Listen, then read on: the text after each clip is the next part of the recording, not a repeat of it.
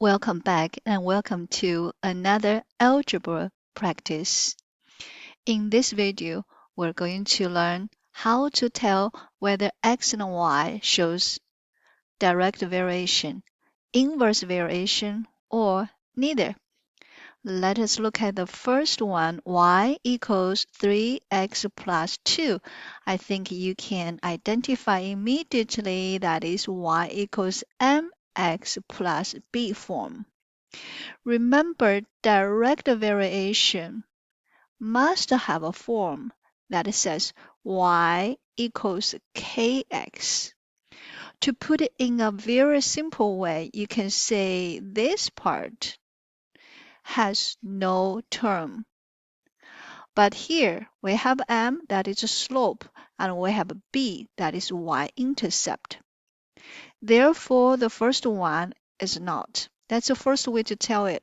The second way to tell it, I'm sure you know how to graph it. And we graph 2 first. 1, 2. That's your first point. 3 is up 3 over 1. Okay?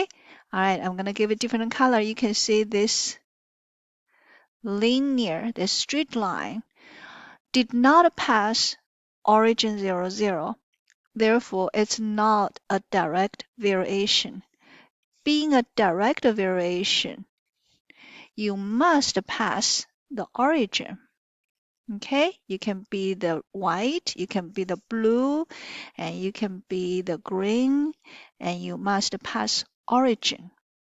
That is a direct variation. So that's the first question. We're done. Let us look at the second one. And before we do this, let us write down the first one. It is not a direct variation, not inverse. So it's neither. It is still linear, that's for sure. All right, and let's put this back. Direct variation you have formed is y equals kx. K is your constant of variation. And your inverse variation. Inverse variation has a form that is y equals k over x. All right, let us look at the next one. Next one is y equals x over 4 has this form or this form. Okay, pause the video, think about it. Is this direct variation or inverse variation or neither? All right, I hope you give it a try. The second question, did you say it is direct variation? Okay, and if you did not choose direct variation, let's think about y equals x over 4. X divided by 4. Isn't it true? It is 1/4 times x. If it's 1/4 times x, this is a constant. That's your constant of variation. So the second one indeed have direct variation form. Therefore, the second one is direct variation. Okay? All right. We're going to look at question 3. Go ahead and pause the video and give it a try what question 3 is.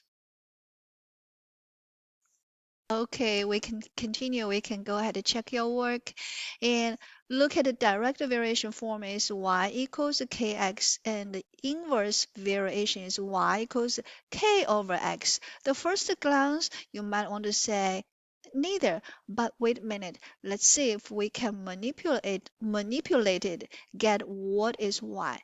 X is 4 over y. That means y is 4 divided by x. Look at this form. It is indeed y equals k over x.